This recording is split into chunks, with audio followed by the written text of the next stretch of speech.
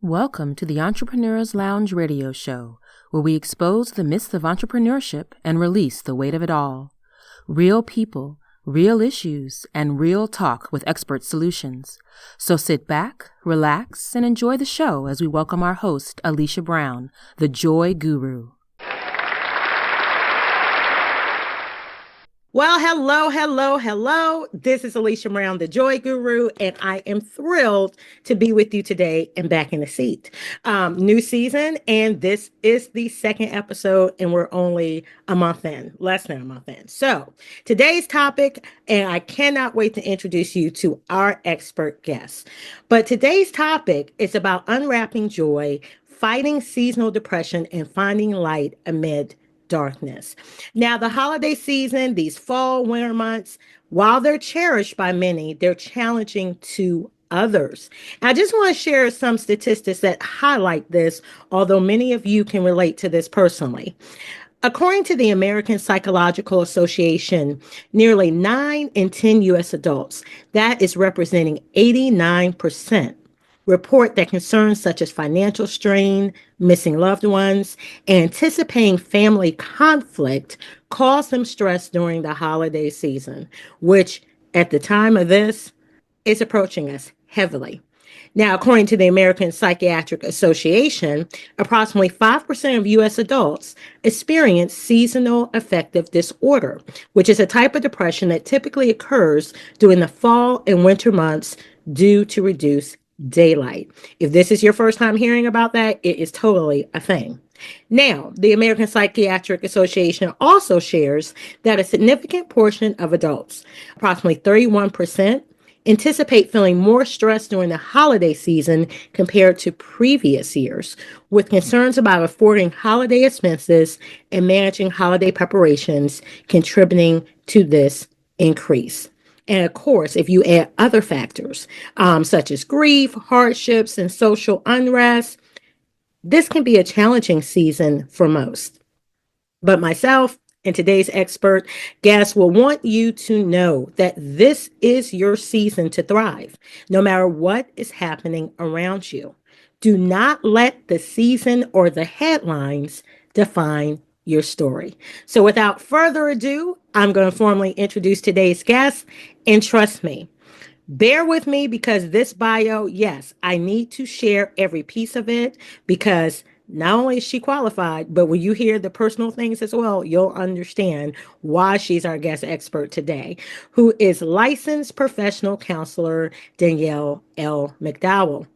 Danielle L. Booth McDowell is a dedicated and passionate licensed professional counselor and Virginia Board of Counseling approved supervisor. As the driving force behind her outpatient private practice, Lit Therapy, a holistic mental health collective for couples, and as the CEO of Reclaiming My Wellness, Danielle channels her personal journey and professional expertise into empowering others. Her mission is to help individuals uncover their inner strength and navigate their personal challenges with confidence and resilience. With a background as a former high school teacher and mental health professional, Danielle specializes in working with adults and couples from diverse backgrounds. She focuses on issues such as self-care, self-esteem, relationship dynamics, and stress management. Danielle's approach is intuitive and results oriented, guiding clients through dynamic and interactive transformations. Now, I said professional and personal because as a wife, mother of 5, and yaya of 2 granddaughters, Danielle understands the complexity of balancing personal and professional responsibilities. She brings this empathy into her practice, offering wisdom, encouragement, and practical solutions in a safe and non-judgmental therapeutic environment. Her playful yet effective delivery style helps clients gain insight and achieve their goals without unnecessary seriousness. Now, Danielle is also an advocate, best-selling author, and expert speaker, known for her transparent approach and commitment to serving her community. She encourages curiosity and collaboration in her clients, fostering a therapeutic alliance that promotes growth and healing. Now, outside of her practice and consulting agency, Danielle enjoys spending time with her family and engaging in activities that bring joy and balance to her life. And she invites you to take the next step in your journey towards wellness and connect with her for a consultation, which you'll get the information of how you can do that at the end of this broadcast. So, without further ado, we want to welcome Danielle L. Booth McDowell to the Entrepreneurs Lounge radio show and podcast. Danielle, how are you doing today? Hey everyone, I'm doing good. I'm grateful that it's the day before Friday and we're about to Yes. move into the weekend soon, but I'm grateful to be here. All right now. And you're right. It's the day before Friday. We're going to move into the weekend soon. And for Mhm. some, that brings some stress, but you're here to help us today. So we're going to just jump right on in because as Okay. viewers have heard, you have a full plate, you have your expertise, and wow, in your personal life, you're the person we vibe with because we're juggling multiple plates as well. So the holidays are supposed to be that joyful time, but as we've heard, for many, it's quite the opposite. So, what are some of the common triggers for seasonal depression or sadness during this time of the year? Well, this is a tough time for many people, including me, because it gets colder and I Yep. prefer the warm, right? Because we're moving into the winter months. And Yes. also the time changes. And so it is darker Hmm. longer. And we don't have long evenings, which we are accustomed to during the day. And Yes. so, as humans, we benefit from the sun in many ways that we don't really pay attention to on a day-to-day basis, but we have a less opportunity to connect with the vitamin D from the sun, and that Hmm. also can cause emotional and physical challenges. Also, this time of the year is perceived in our country as time with family and connection, and that can trigger people who may not have healthy family relationships or may have lost a loved one, and now they are having to do these traditions without that loved one present. So there are many factors that cause different triggers for people during this time of the year. Woo, you said a mouthful there. And yes, to every last one of them. Today in particular, where we are in Virginia, I'm like, Lord, it's cold out there. What in Mhm. the world? And it sort of makes you like not want to go out and do things. Yep.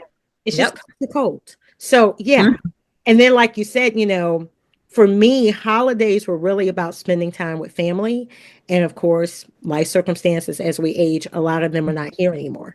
So you Yeah. grieve those memories. You can make Mhm. new memories, but it's like they're not here. So that Yeah. can trigger things in people too. So absolutely. And you mentioned a few things. So as we know in the US, we just went through another presidential election. For some people, Mhm. it triggers them as well when they think about the past and uncertainty from the past and what is the future going to be with all the other things they're juggling. So, how can societal events such as political outcomes or economic challenges, how can those amplify those type of emotions, negative emotions during the holidays? Well, this particular election was like amplifying it on steroids because in the past, we've had elections, and prior to the Trump years, Hmm. the difference was conservative views in relation to liberal views. Right. And there was this distinction between just the way we look at budgeting the government, right? But in recent years, there has been a big push around all the isms, the sexisms, the racisms, the things, right? And the individual who won the election um, caused a lot of challenges for our society in many of those isms. So he demonstrates through his character some concerns, in my opinion. Now, I'm speaking for myself, y'all. Y'all watching this, listening to this. Alicia didn't say it, Danielle did. So come to my DMs, okay? Leave her be. But because of this individual, and some of the politics and some of the statements he's made around sending people back who don't belong here, ending like the Department of Education and some other things that tariffs, because he don't understand how tariffs work. All these things are stressful because we do understand that there will be implications to all of us if that becomes reality, right? And so we're seeing that some of the checks and balances in our government are not working as they should Mhm. currently for some people, right? And that brings real concern. And so I've told my clients when they've come to sessions since the election, and they're like, I feel like I'm going crazy. Like I'm being dramatic. And I'm having to help them give themselves grace and Yeah. rationalize that if you turn on the news, they times 10 everything. And their intention is to invoke fear and to keep you connected to what they're saying on the news and on the radio. Like it's a reason why they're doing that for viewership. And if you're hearing that kind of noise, it causes you to feel stressed out throughout the day and worry about your future and how this will affect you. And on the other side of that, families have been broken up based on how they chose, right? So clearly, there are people who have been conservative who feel like now that I voted for him, my family won't talk to me, Mm. or they're choosing not to let me come over for Thanksgiving. And how can they do that? So there are many layered variables to how this particular election climate is affecting our communities. But I want to ensure your listeners that if you're feeling any of these intense feelings, you are not going crazy. Okay. This Mm. is the reality. The challenge, though, is for you to identify what part can I take action and what part is out of my control. And the stuff that's out of my control, how do I calm myself down enough in my central nervous system to only focus on the things that I can change? Come on now. Come on now. I'm so glad that you addressed that because Mhm. this show has never shied away. Um, Mhm. it on the table. However, if you thought that was a pro versus against, it wasn't. It's the Mhm. reality of what people are actually feeling. And regardless of Mhm. what side you stand on, the bottom line is people are impacted. There are bigger Yeah. issues than this or that, what side you're on. There's bigger issues, and people, different classes, different Mhm. ethnicities, different culture, they're being impacted. So when you Mhm. talk about clients that come in and feel like they're going crazy and clients that feel stressed out, these are real issues. Even what you Mhm. said about media, if you're of a certain age, we remember just things being different and how the Mhm. media was treated. Now, Yeah. there, some delusion, was there manipulation? Of course there were, but we Mhm. were ignorant to that. Now we're Mhm. not. Now we can't be. So that's a Mhm. whole nother factor of emotions, how media is disseminated, how much we're bombarded by things, whether it's social Mhm. media, whether it's in office conversation, whether it's in the store, whether it's on the radio, whether it's on a podcast. You're hearing all of this all at the same time, which really, on top of other things you might be unbalanced with, it's just causing more trouble. And, a Mhm. lot of people that are really people that we would say, quote unquote, are always put together, they're unraveling. Yeah. Unraveling. Yeah. And it's not Mhm. you're weak. I thought you're strong. You're weak. No, these are real issues. So I love that part where you said giving yourself grace, because I think a lot of us, especially if you Mhm. resonate with this, you don't give Mhm. yourself enough grace and you don't even know how to. Mhm. Yeah. Mhm. So, hey, now, you also talked about that part about strained family relationships because you see it. I mean, anyone sees it. All you need is a Oh, social media account. People just, bam, you voted for, they assume a statement you made mean you were for. Oh, yeah. I'm cutting you Mhm. off. I thought you were my Mhm. friend. I thought you were this type of person. It's like, whoa, whoa. One statement that may not even be what they meant. You don't want to Mhm. understand nothing. We just gonna cut them off because I think you're on that side, which means you must be do do do do do. I ain't friends with you no more. You're not my family member. So, what advice do you have for our listeners during, how they deal with those strained family relationships or feeling disconnected from loved ones during this time? I will say that if your family is disconnected for an unhealthy reason, that you have opportunity to create your own chosen family, right? And Mm. we all have capacity to build community and village around ourselves.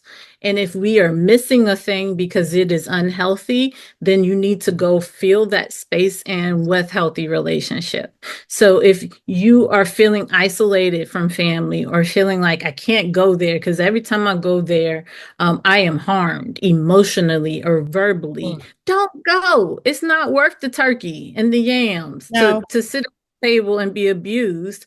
Find community that you choose that have similar values and can treat you well, because that's what most important. And if you must, because I have some interesting family members myself, if you need to be around those people, you have to be really good with your boundaries, because if you aren't, you will be harmed. Now, it's you have capacity to be in space with people with firm boundaries, but if you don't enforce those firm boundaries, then it's not a them problem. That's a you problem that you need to be working on.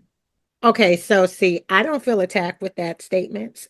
Previous years I would have, because I wasn't good with the boundaries, establishing them. And then once you say that's my boundary, enforcing it. So yeah, Mm-hmm. I can't just beat it up all. But what you said is so powerful because I've practiced it for a long time.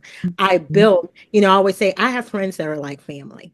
And I Mm-hmm. learned through my journey that my family doesn't mean biological necessarily.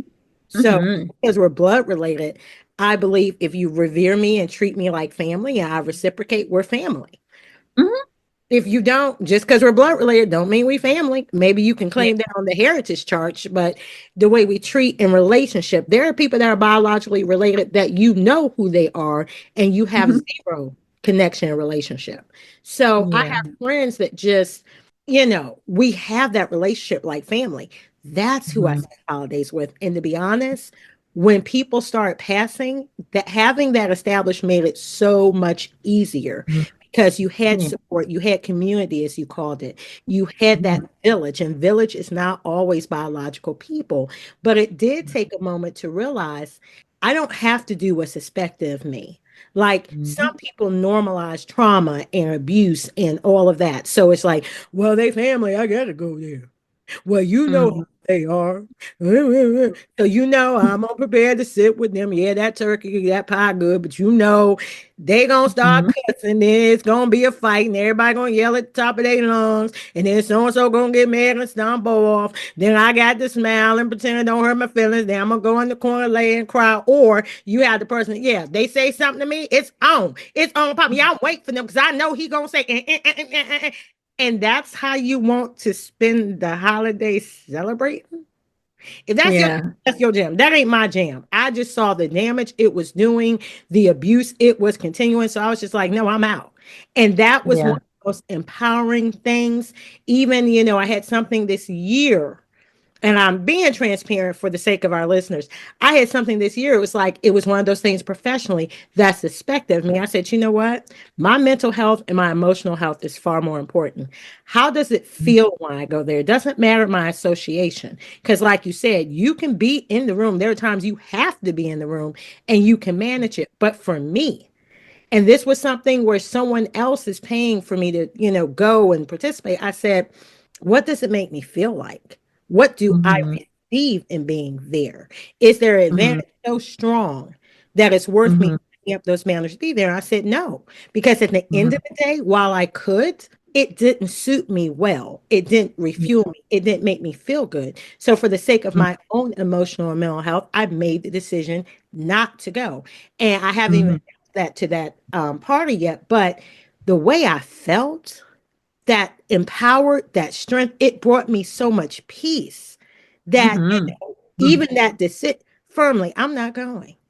And Mm-hmm. I'm not dissing it for everybody else. I'm not putting down the event, but for me, it's not where I belong. So they can Yeah. go and have the fun and whatever it means to them. But for me, it means more for me to take a seat and not be present. So Yeah. that advice you gave is just so vital, not Mm-hmm. feeling hopeless or helpless, but we are in that driver's seat to make a decision about what really is good for us. And I can't stress enough what really is good for your emotional and Mm-hmm. mental health. This isn't a power play about whether you're weak or strong.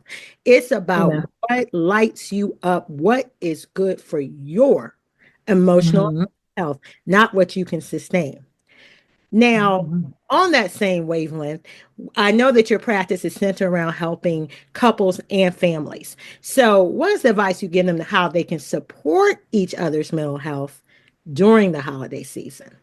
I think it's important to communicate frequently what you need. And we're not always conditioned in that way, but check ins are so important for relationships, right? And so being able to say, like, I know we're moving into Thanksgiving next week, and I'm just wanting to know how you're feeling about things. Like, is anything coming up for you? Having communication and support.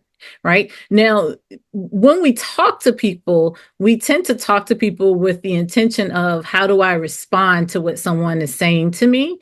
And Mhm, we miss really active listening. And one way you can be supportive of your family and any other relationships is to actively listen instead of listening for responding, listening to confirm you understood what was said. And mhm. it feels weird at first, right? Because you're saying back and summarizing what you heard. But if you do that correctly, many times we find that we hear based on our perception and our experiences, and we can miss language just because, ooh, I don't like how they said that to me. That triggers something for me. So now I'm being defensive, right? Instead of saying, I think this is what I heard, because you may have heard it wrong or felt it wrong. And now the other individual can clean it up, clarify, and you can have better communication. But ways you can help is talking and respecting people's boundaries, Mm. right? And enforcing your own. These are all ways you model to your family and your loved ones that I respect your boundaries and I have expectation that you will respect mine too. Ooh, that's a mouthful. Well, Mm-hmm. I know some of y'all felt some stuff I felt. Don't worry, we will have her information where you can get a consultation. Because I know what it's like, as I said before, where you don't have boundaries and you don't know how to establish. And now she said to speak up, you got to actively Mm-hmm. communicate. It was so much easier for you just not to say nothing and walk away and ball it in, but it wasn't. And No. that's why you triggered. That's why you Mm-hmm. responded a certain way. And maybe they really didn't mean it that way. Yeah, yeah, yeah. And it's interesting because I work with a lot of women's in my coaching business and helping them understand like how to enforce boundaries and what they are and recondition because women, Mhm. especially Black women, we Woo, are conditioned to take care of other people's needs before our own. come on. And in doing that, we put everything before us, and then we tell ourselves unconsciously that we don't matter, Ooh, that this other person is more important than me. Their needs are more important than me. And you are modeling that, especially around your children and ooh, your grandbabies, maybe too. And so my daughters and my granddaughters, no, no, no. Danielle come first. It's God, Danielle, then the rest of y'all. We'll figure out how to get you in there after. But by doing that, I bring the best version of myself to yes. all those relationships. And so in the short term, it feels easier to not enforce boundaries, but it is long-term consequences to that that may not just be yours. You're modeling things for people too, and they're picking it up. That's a whole episode.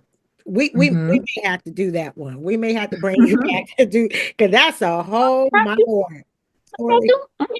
Oh, okay. We gonna hook that up, y'all. Don't worry, we gonna hook that up because oh Lord, Black women, entrepreneur, people in general. Yeah, yeah, yeah. That's a whole we gonna I'll talk to Danielle after this. We gonna hook that up because that's very serious. We need that. I'm gonna shift just a little bit. Mhm. Oh Lord. All right. So we know there is a thing as seasonal depression. Some of you Mhm. listening and viewing this may be the first time you really heard that, but how can Mhm. our listeners really differentiate between normal stress and then something more serious like depression or anxiety? Because this time of year, people are like, I'm just busy, with the holidays and the pressure or whatever. That's what it is. I'm all right though. But there is a Mhm. difference between your normal stress and then depression and anxiety. So how do we differentiate between that? So the clinical diagnosis is for all these things is it's a period of time that it has happened consistently, right? And so if you're noticing like we 3 weeks into this and I'm Mhm. still every day having a hard time getting out of the bed or having a hard time worrying about things and it's been around for a while now, it's at the space where you could be diagnosed. And so you need to be getting some help, right? Um, During this time of the year, there are a bunch of different factors that can cause it to be difficult. Like I mentioned earlier, some of those triggers. And the challenge we have is some of the triggers that come with just basic grief and having a hard time also show up in depression and anxiety.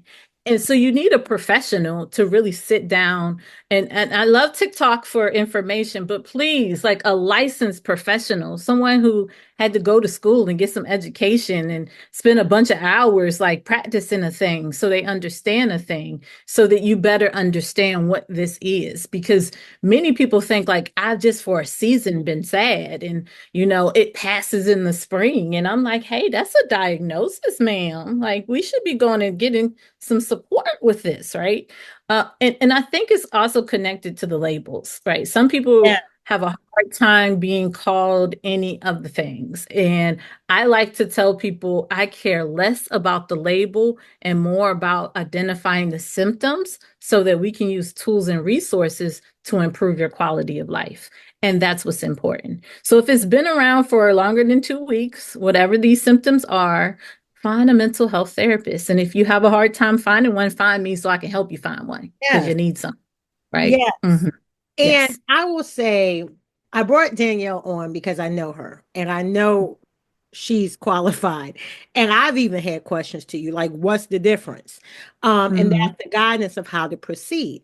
Because a lot of hmm times, like you said, it's the labels, it's the stigma. And then I hear people, I don't want medicine. Well, nobody said because you seek therapy, they're going to put you on medicine. And most No, no, no. therapists, if they're really qualified, they ain't the first thing they want to put you Yeah, on.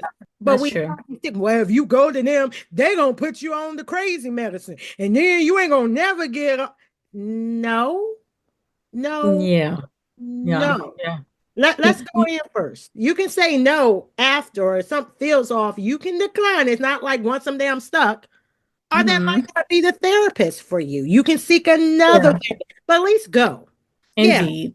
And typically, when people come where we have had like complex long term anxiety, depression, where you haven't done anything for years, right? And it has been around forever and ever, that is the hardest to use coping skills and self care to address, but it's not impossible. Right. And I always take time to get to know clients, their situations, things they have tried. I don't prescribe medicine anyway, because I'm not a psychologist or Mhm. a psychiatrist. So I don't prescribe medication. I do tell people if you've been suffering with this for years and years and it has went unchecked, I can't guarantee you self-care and talk therapy gonna fix it, but we can try and see what happens. But yes, like you said, like there are a million different therapists that do different things, different styles, different interventions. And so if one doesn't work, it doesn't mean that therapy doesn't work for you. It just means that that one didn't work. And it's okay to fire a therapist and get one that works, Hello. right? That's the way it works. I have my own therapist and I am a therapist. And I understand that if it's not a good fit, I don't get good work and I don't got money to waste, y'all. I don't know Hello. about y'all, but I'm not paying for it if it's not helping me. And so I don't encourage you to do the same. Find someone that is helpful to you. I hope y'all caught all of that because first she said she is a therapist that has a therapist. And some of the times when people who have tried therapy, some of their objections is they got to the therapist that really needed more help than the help they said they offer. So yeah, it's not one and done. And then two, she just told you that she gets to know you. So if you Mhm. needed something like a psychiatrist, or if she felt like what she has to offer may not work for you, she gonna be honest and tell you that. That's what you really need for somebody that's trying to care for you. You don't need anyone that's just trying to reel you in and this is a payment and do that. So yeah, it's important that you get to a therapist, understanding you're not stuck. And then, like you said, let's get to know each other. Let's see how they can help me. Let them deal with me before it's just like no, or I'm buying into stigma because it's perceived by this one or this one. And hashtag, other than your insurance company, Nobody has to know that you went to a therapist. You can totally keep this to yourself and choose you a Indeed. therapist. Indeed. Indeed. You sure can. You can It's do all all of those. And you don't have to take the darn pill. You can say, I don't want medication. I've had many clients come and say, Danielle, I hear you, but I'm not taking meds. And I say, all right, bet, no problem. And one of the things that I remind them is like, okay, so I'll tell a little bit more of my business. I got high blood pressure. And if my weight gets a certain weight, I have hello. to increase my medications or make adjustments to it. And the doctor says, hey, you can lose that weight if you like, and you won't need so much medicine. But if you're going to keep carrying the weight, then you're going to add this extra thing to your medications to keep your pressure down.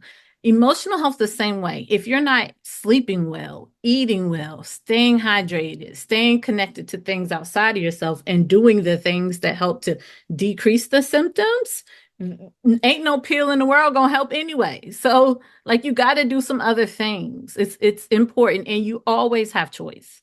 Thank You you. don't have to just take what a professional says as like you know your body better than anyone else. And if it's medication isn't for you, I respect that, and there are many therapists who will respect that too. Amen. And if they don't, find somebody who do. Period. And I'm just going to add this little tag before we move on. I am a faith based person, and I'll never Mhm. beat you over the head with the Bible, but we don't have a problem being transparent on this platform. Praying alone ain't going to get it. I'm just saying, Mhm. God made therapists, God made treatment. So I want Mhm. you, if you're faith based, if you believe in God or wherever your higher power is, that's your business. But that alone is not going to get it. There are times you need to go and see someone and get help. If I have a little cut, I might be able to put on a band-aid and clean myself up. But if I Mhm. get a major injury, a major cut that requires stitches, I can't sit here. All the band-aids and bandages in the world are going to do absolutely nothing. I have to go get medical care. It is the same way on what we're talking about. So love the Mhm. Lord, have your faith system, whatever you do, but I'm encouraging you, please don't stop there. That's Yeah. order and decency. Gotta put that in there. Yeah. And I'm a Christian, y'all. That's a therapist. And so I believe in the Lord. And some of my clients, they have their pastor that offers pastoral counseling. And then me, because I'm trained to do the more complex mental health stuff. So you have capacity to have God and prayer and your pastor and a therapist too. Like you Yes. don't have to have one or the other. Like all these things are tools that help us. And God created therapists just like he made a cardiologist or a dentist. You go get your teeth clean, maybe, you know. So Also, same kind of things. We just here to help with the emotional part. amen. So, speaking Hmm. of that, you keep talking about tools and strategies. What are some of the practical tools or strategies that people can use daily to combat seasonal depression or to find joy in even small ways? In this time of the year, it gets darker faster. So you have to be conscious of giving yourself some sunlight and some time outside during the day. Also, if it's freezing cold and you can't be outside, there are lights that you can have in your home that mimic the sunlight outside. And that can help you if you're having a really hard time with it being dark, right? I have a twin sister who, like, during this time of the year, she turns on all the lights and has all the curtains and things open because she needs as much sunlight as she can Yeah. get. Even if she looks for a place to live, she's looking from the basis of how is the lighting in my home, right? And so there are clear things you can do to increase the light. Outside of increasing the light, you still need to exercise. If it's cold outside, you can get a walking pad now for like $100 that you can slide under your bed. If that $100 is like, girl, that's not in my budget. Okay, there are chair exercises. You Yes. can get you a $5 mat from the five and below store and do yoga poses at home. Like there is no excuse for not moving your body, even when it's cold. All right. And outside of that is you got to be intentional with connecting with things outside of yourself. So in this time of the year, I understand. Well, I work from home now, but when I used to work out in the world, when I got home, I won't trying to go back out because now Oh, it's dark and cold and I don't want to do the things, right? But if you notice that you stay isolated from people or you work a job where you don't get that same kind of social engagement, you have to be thoughtful with using your off days to do that or finding ways to incorporate connection. One thing COVID demonstrated for us Mm. is we need connections, y'all. Like studies demonstrate how much we benefit from just having hugs. Like my Yeah. husband is not a hugger, but I be making that man hug me every chance I want a hug. Give me hugs because hugs are so important. It releases the happy hormones. They're good for us to Yeah. have that kind of connection. And so, if you're trying to take care of yourself in this time, you have to prioritize yourself and incorporate these things and be intentional with it to help you get through. Now, the holidays historically are great times for me because I love Christmas. I do Christmas throughout the year. I know y'all, that's a little weird, but that's my thing, right? And so, in enjoying Christmas, we look at Christmas lights, we make Christmas cookies, we create ornaments, like we find little small things to do, usually in the house because it's cold, right? To have family time and connection and to make it a better experience. And so I'm saying what I'm doing there. It might look different for you. Christmas might not be your thing, or you may not even participate in the holidays, but you still need to be finding ways to connect to something outside of yourself to get through this season. That's so true because I primarily work from home as well. I love that. But I have a couple co-work spaces. And one of them in Mhm. particular, I just missed the Friends Thanksgiving, but they're always Mhm. doing events. And I like Mhm. that because it gives you Mhm. that chance to come in. There's other entrepreneurs, there's other people, there's special things that go on. Monday through Friday, we have like a happy hour from 4 to 5. Okay. So that's your Mhm. chance to sit down, whether you drink alcohol or not. That's your chance to Mhm. sit down and talk to other people and just connect. Because a lot Yeah. of times, especially in the pandemic, showed that you're working from home, whatever, whatever. And, some people, you're homebodies anyway. And then if you're Mhm. going through sadness or depression, it's easier to be by myself. So it's like you Yeah. start to get into your little huddle and you don't Mhm. and you disconnect, which, Yep. sometimes temporarily that's a good thing. Maybe you need to take care of yourself or something. But when it's not temporary and you're completely isolated, we were born to connect. So it's not Yeah. saying I got to be around people 24/7. I got to be the life of the party. But no, that being alone all the time, that's not good either. You need to connect with people, society. Doesn't always have to be business, preferably not.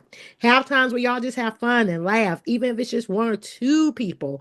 I've been very intentional in the past couple months about trying to reconnect with people because sometimes you don't realize how long it's really been since I've Yeah. seen you in person. Virtually, we do all this stuff, but it's like, nah, you ain't been with that person in the flesh for how long? Yeah, y'all might Mhm. meet every few months online or phone.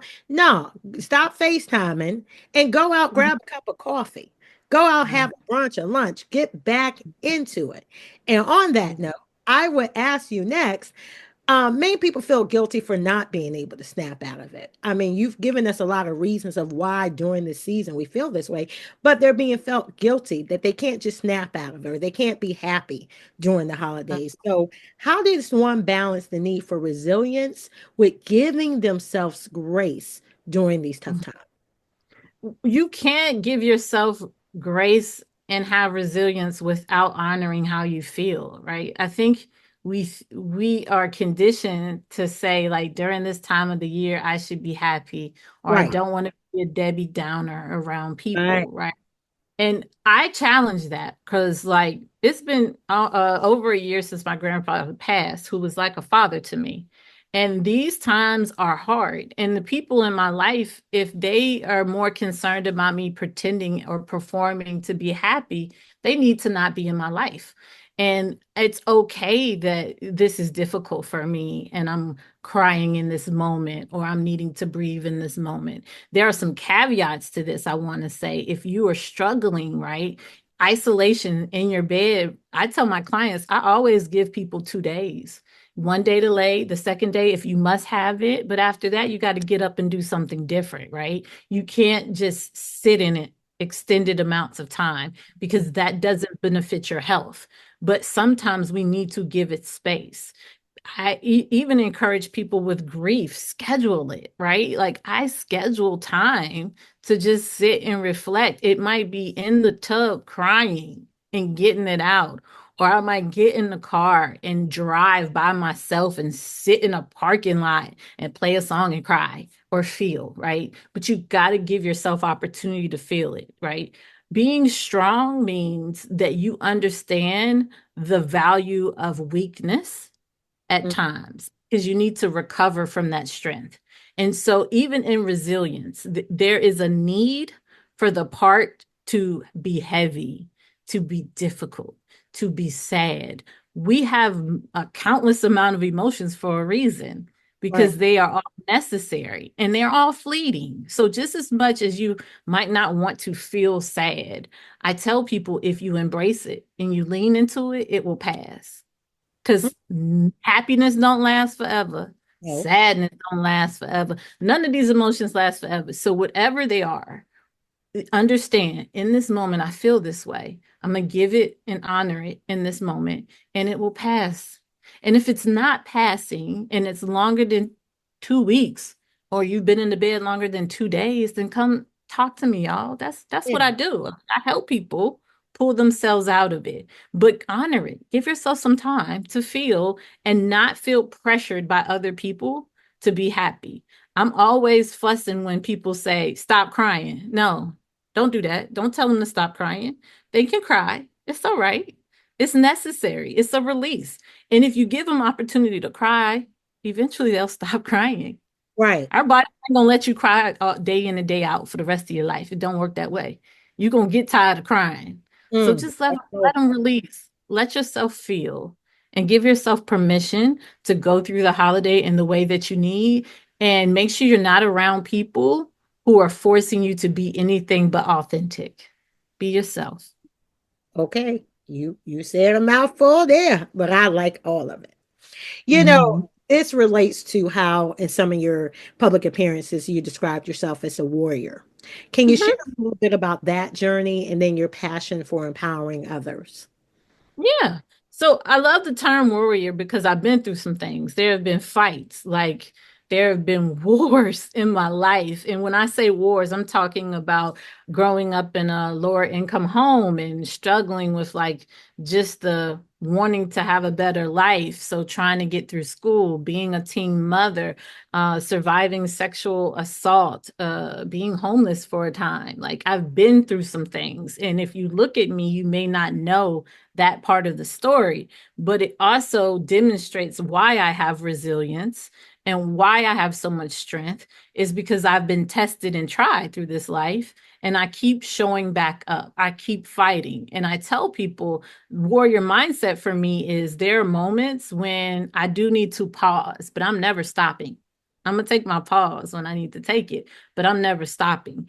And I'm going to be weak sometimes, but giving myself space to be weak helps to make it even harder for my armor when I need to be strong again. And so, in this warrior mindset, we are understanding that we have capacity to get through whatever we've been through. And even as a believer, I believe that God doesn't give me more than I can carry, even though sometimes it feels like, hold up, God, you know that was me that you gave that to. Right. You think I can do that for real? All right, I'm gonna trust that you think I can, and you gotta hold my hand a whole lot more this time, because I'm gonna go through it scared, but I'm gonna go through it, right? And so that's why I hold on to the word warrior, just because Mm. it embodies this idea that no matter what we go through, we can get through, and we are going to keep fighting for as long as there's breath in our bodies. And I'm a warrior, and you're a warrior, and I know many others. And some people like that doesn't feel like me. Okay, it may not feel like you, but I bet you we can sit and find ways that this can still apply to you and your life and the things you've been through too. Yes, Lord. And I love that because when you said armor, if you think about it like battle and the battle warrior, you Mhm. know, Mhm. got your armor on, but you got to take Mhm. your armor off to clean it. And I Yeah. don't even care if you got a second armor. Well, nah, because when I take my armor off, I switch into that. But there is going to be a few seconds before you switch. You're exposed. Hmm. Yeah. So Yeah. warrior don't mean you don't have vulnerability. Mm-hmm. Mm-hmm. You can be a Indeed. warrior. That's what make you a warrior because you know when to be vulnerable, but that you are armed and suited up, ready to go, even at times when you're vulnerable. Yes. You get to release too. It's okay. Mhm. You ain't got to be all the time. It's not Mm-mm. healthy. Nope. Nope. And you shouldn't be fighting alone. You should have other people fighting with you. You are not alone. The best warriors understand their challenges just as well as they understand their strengths. And I know my challenges. I know where they are and I identify with them. And so it helps me to sustain my strength by understanding and also honoring the challenges that come with me too. So I know you guys, if this is your first time hearing, meeting her, seeing her, I know you're just in love. But you talked about what a full plate you have. We hear all the clinical part and all this great advice, but we heard about everything you got going on. Now they know a little bit more about some of what you've been through, some of what. Mhm. How do you advise us? Share some tips that you personally use for how you set these healthy boundaries to protect your emotional well-being, to stay that warrior, to have that mindset, and just juggle everything without completely just crashing and burning. Because a lot of us Mhm. crash and burn stage are about there. Yeah. Well, I might hurt some feelings with this, but Uh-oh. I'm going to say that many times if you're juggling a whole lot, you have not mastered the skill of delegation and Ooh, you have a level of ego and control because ooh. you got to be able to allow people to step in and help you get things done. And so I say this from a space of a recovering control freak, where my husband might say she's still working on that sometimes. Because I like things to be a particular way and it must be my way. And sometimes I have to be like, Danielle, do you want to be stressed out and do it your way? Or do you want to let some other people do these things so you won't be stressed out? So there's some choices here, right? So in my toolbox to be able to support myself, I wake up in the morning, the first thing I do is meditate for me, right? That is my time to kind of like center myself, ease into the day. By the end of the day, I take some more time for me and I meditate and center myself for bed, right? And then throughout the day, I find moments for myself. And these moments don't have to be long. A lot of times people think that you're asking me to find 2 hours. I don't have 2 hours. I'm not asking you to spend 2 hours, find 15 minutes. You There you can go go. hide in the bathroom for 15 minutes and breathe. Like there are things that we can do. We just have to be intentional and prioritize. So you need community and support to help you get things done. You need to prioritize you, right?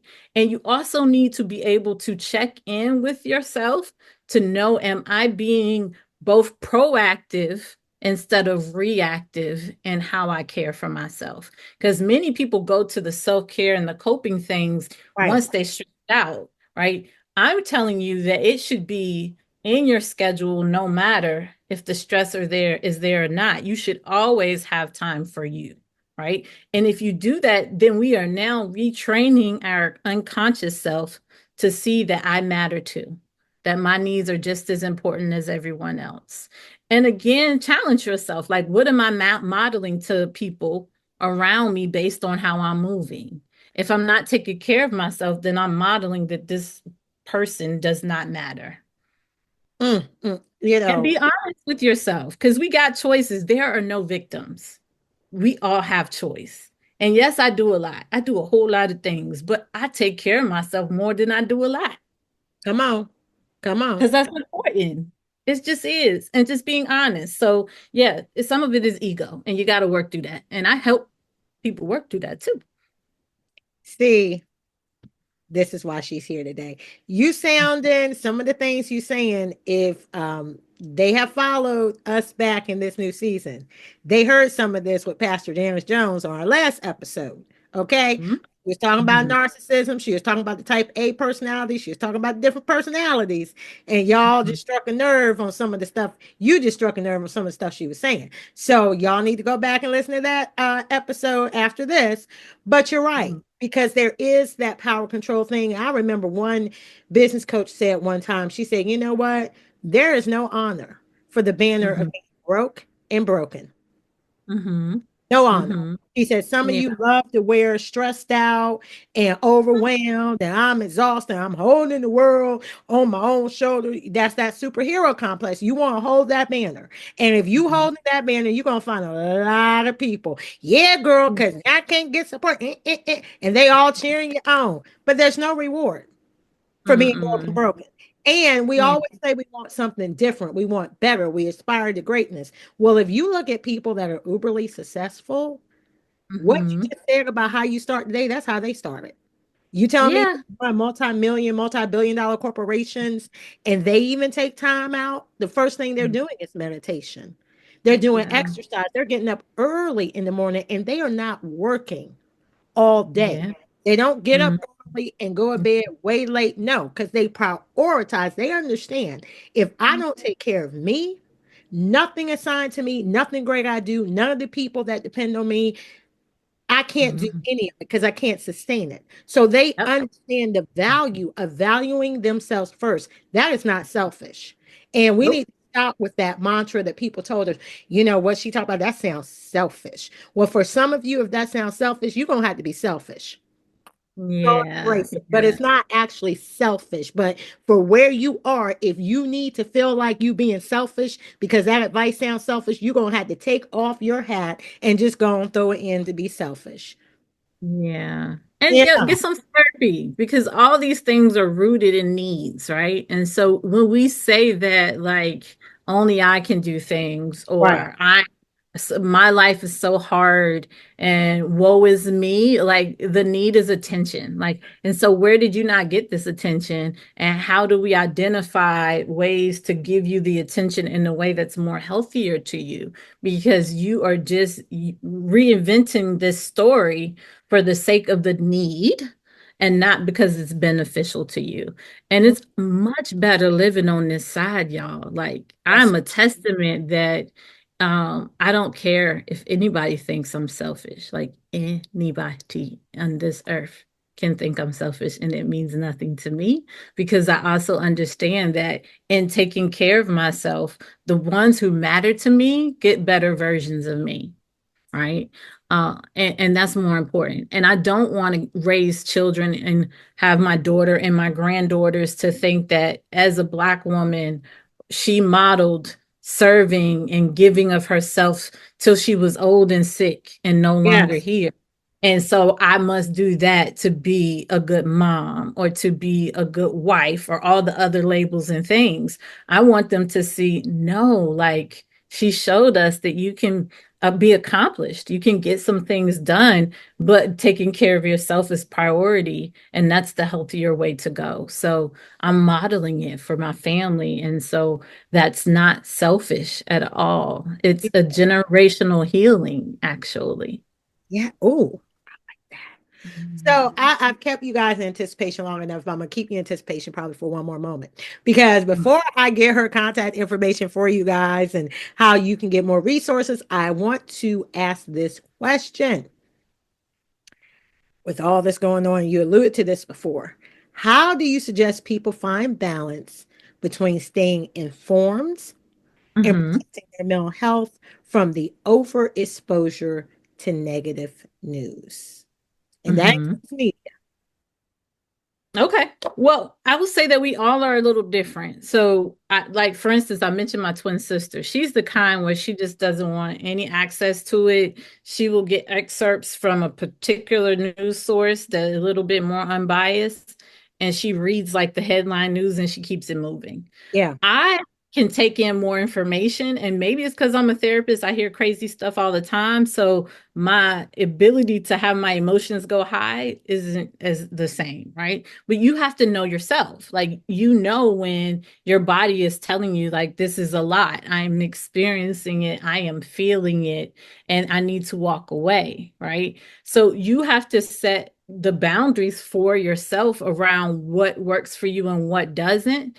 And you have to not like mindlessly go through life with social media and news taking up so much time, right? And that's hard because they have created a way for us to be addicted to it. It's purposeful in that way. And so you're having to be conscious to not allow hours of your life to be lost in scrolling. Like, one common thing that I see with clients, and we also have to challenge in my own family, is we will all be in space together and on these devices and not Yeah. even engaging with each other, just looking and liking things. And so I try to be real conscious of finding activities that take us away from the noise and the stuff that's difficult. And the last point I'll make is, earlier I mentioned like asking myself the question, is there something, an actionable step I can take to this, or is it out of my control? And if Mm. it's out of my control, like, I need to get it out of my mind in the way that it's all consuming, because I can't control the outcome of it, right? So what's the purpose other than using energy that I need to other things? And so the things that I can do about a thing, I will try to do those things. And the things that are 1000% out of my control, that's a God thing now. And I'm not God. So, okay, so God, you got it. I'm going to just focus over here on what is for me. If these points and you're a listener and you're like, I hear her, Danielle, like she's saying these things. However, I'm still stuck. You need individual support to get unstuck, because Yes. it's simpler than you think it is, but it feels heavy and complex because you haven't executed it long enough to see the difference. And it's not a one-man job. In other words, you No. can't do it by yourself.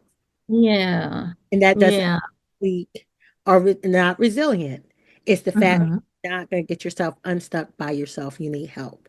So, because of the fact that we would need help, where can we find, more resources and that you provide and connect with you, or even access your counseling services? Sure. So I'm on social media platforms. Facebook is my name, Danielle L. McDowell. LIT Therapy, or Lit Therapy, as other people call it, also has a Facebook page and a website. So littherapyllc.com is the outpatient therapy website, and my name, DanielleLMcDowell.com, is the coaching platform. And so I only service clients for mental health support in the states of Florida and Virginia. But if you're outside of those states and you need help connecting to a therapist, I have lots of therapists all over the country that I can help you get connected to. You could just reach out to me. I help people. I spend a lot of hours a week helping people just get connected, and I do that just because I'm passionate about wanting people to have the help that they need. Absolutely. And guys, the Entrepreneurs Lounge, we do have a Facebook page and we have a Facebook group. So we're going to drop this information in there, so you can make sure you connect with her on all bases. And one last thing, I want you to, what's in closing, what's one thing you'd like our audience to take away from this conversation as they head into the holiday season? Prioritize yourself. Like, before you start thinking about what you must do for other people, what is one actionable thing that I can start doing for myself? And start your day that way, thinking about what is that thing, and then do it. And it can be small. Don't make it complex, because when we make things complex, we don't do anything. But if the one thing is, today I am going to make time to sit down and breathe and meditate for 15 minutes. If you prioritize that consistently, you will see the benefits of it long term. So, small steps, prioritize yourself is what I would encourage you to do. Oh, I like that. Yes, Lord. It makes it much easier, and it's something that's actually doable because I'm not Mhm. asking you to reinvent the wheel. Thank you. No, Danielle, girl, thank not you at so all. much for the wisdom that you shared and the time that you shared because we know that you are extremely busy. And listeners, yes, make me accountable. I promise I would bring her back on that topic that we talked about because it's very important.